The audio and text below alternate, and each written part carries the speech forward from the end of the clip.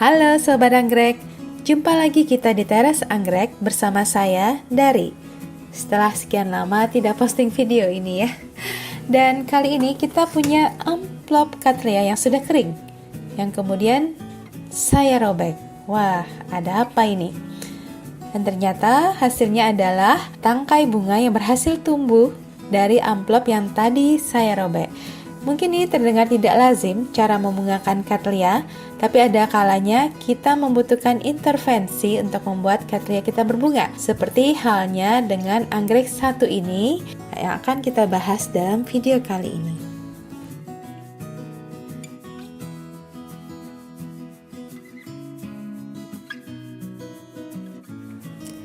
Saya juga baru tahu Sobat Anggrek ada ya bunga Cattleya yang seperti ini. Kecil-kecil, rame, dan warnanya sangat intens. Bunganya tidak besar, mungkin hanya sekitar 4-5 cm, tapi dalam satu tangkai bunga bisa lebih dari 10 bunga. Kalau lihat penampakan bunganya mungkin tidak terlalu terlihat di kamera kalau ini agak kuncup, tidak bisa buka sempurna ya. Ya, ini merupakan jenis Cattleya ETT, singkatan dari Epicatanthe, yakni merupakan silangan dari subgenus Epidendrum, Cattleya, dan Guarianthe. Itulah sebabnya banyak keunikan dari anggrek Cattleya ini yang akan kita bahas satu persatu dalam video ini. Cattleya Epidendrum. Epidendrum merupakan salah satu subgenus Cattleya yang ciri khasnya adalah bunga kecil-kecil rame. Mengingatkan saya pada bunga Asoka. Ya, Asokanya Brazil ya, bisa dibilang begitu ya.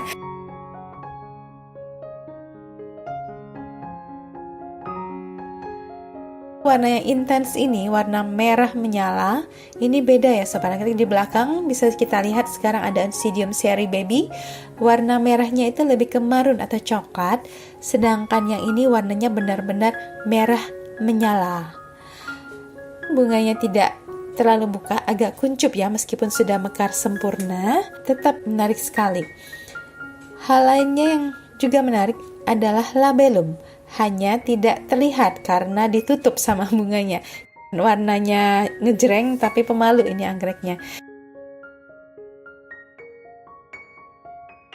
Ini coba saya buka labellumnya, Sobat Anggrek bisa lihat kalau di dalamnya ada garis-garis kuning nan cantik. Kenapa disembunyikan ya sama anggrek ini?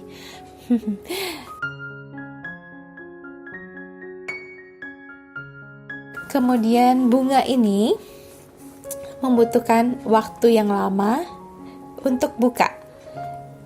Ya, dari kuncup mulai sedikit membuka sampai dengan mekar sempurna itu membutuhkan lebih dari seminggu. 3 bunga cantik ini sudah ada yang mekar lebih dari 3 minggu, ada yang baru mekar hari ini, dan masih ada satu yang baru mau buka. Ya, ini pun saya yakin baru 1 minggu lagi baru mekar. Dan ternyata Sobat Anggrek masih ada knop yang baru mau tumbuh. Jadi semacam secondary spike atau knop susulan ya. Ada knop susulan dari tangkai bunga yang sama, dan saya yakin juga pertumbuhannya lambat. Kalau seperti ini, kita tidak bisa menikmati bunga yang ramai yang mekar bersamaan. Positifnya, bunganya bisa kita nikmati berbulan-bulan, karena bunganya awet dan mekarnya satu persatu.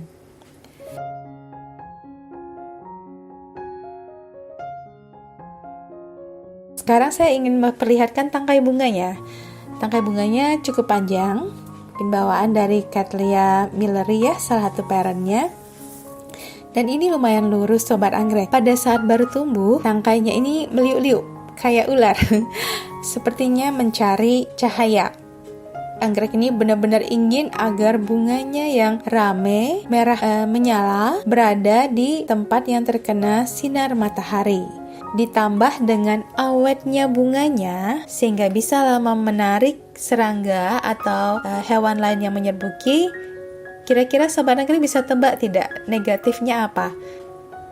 Ya benar, dengan segala kualitas bunga seperti itu, dia tidak memerlukan aroma harum untuk menarik serangga. Ya, dari bunga, sekarang mari kita lihat setup untuk anggrek ini. Saya menggunakan pot tanah liat. Di sini, pot tanah liat yang medianya saya berikan batu apung ukuran kira-kira 2-3 cm. Dan ternyata anggreknya suka. Nih, bisa kita lihat ya, akarnya ramai sekali, melingkar-lingkar di dalam pot. Ini sistem akarnya sangat bagus. Pot ini penuh dengan akar. Kalau kita goyangkan tanamannya, terasa kokoh. Ya. Tanamannya tumbuh rapat ya sobat anggrek dan tidak terlalu manjat. Meskipun sudah tumbuh beberapa bab dengan setup ini, tetap muat di dalam potnya. Babnya sendiri kurus ceking. Dan di akhir bab kita mendapati satu buah daun yang panjangnya mencapai 20 cm. Ini Cattleya dengan daun terpanjang yang ada di teras anggrek. Termasuk jenis monofolies Cattleya, tapi dibanding besar, kesan saya lebih ke panjang atas Cattleya ini. Dan ini sobat anggrek bisa lihat ada lagi amplop kering. Mungkin ada yang bertanya, sudah berapa kali saya di PHP sebelum akhirnya berhasil berbunga? Sudah ada 4 atau 5 kali ya. Amplopnya kosong sobat anggrek, sampai akhirnya saya iseng saat amplopnya sudah kering, iseng aja saya robek. Dan ternyata itu adalah cara yang bisa membuat Cattleya ini berbunga. Memang ada, saya baca, beberapa jenis Cattleya memerlukan intervensi untuk membuat dia berbunga. Pada dasarnya amplop merupakan mekanisme perlindungan terhadap knop yang bakal tumbuh, dan Cattleya salah satu jenis tanaman bunga yang menggunakan mekanisme ini. Kebanyakan Cattleya memang ada amplopnya, di dalamnya tumbuh tangkai bunga yang pada akhirnya akan mendobrak merobek amplop untuk mengeluarkan knopnya yang siap untuk mekar. Beberapa jenis Cattleya, apalagi silangan dari beberapa jenis Cattleya, perilakunya sulit kita tebak ya. Bisa jadi amplop ini justru menjadi penghalang dia untuk menumbuhkan knop dan berbunga, sehingga membutuhkan bantuan. Tapi tidak selalu cara ini berhasil. Ini sebenarnya bisa lihat, ini amplop kedua yang saya robekkan dan ternyata kering. Beda dengan percobaan pertama yang berhasil berbunga. Yang kedua ini pada saat saya robek tetap kelihatan ada sesuatu yang bisa tumbuh, tapi akhirnya kering.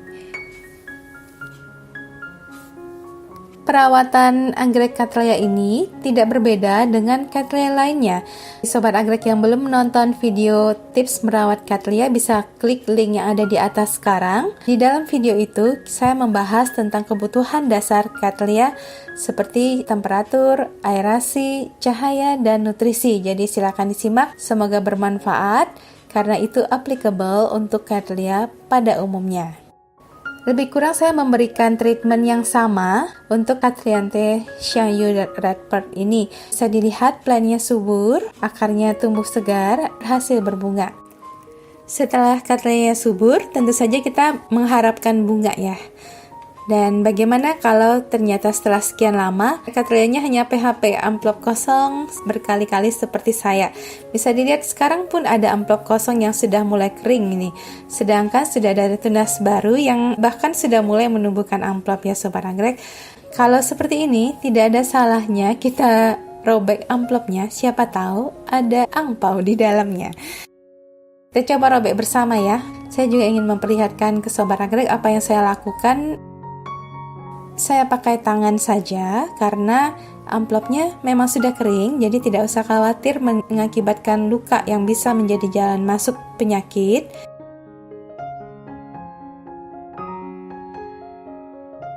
Kita robek begitu. Dan kok ya ini ternyata ada amplop lagi di dalamnya.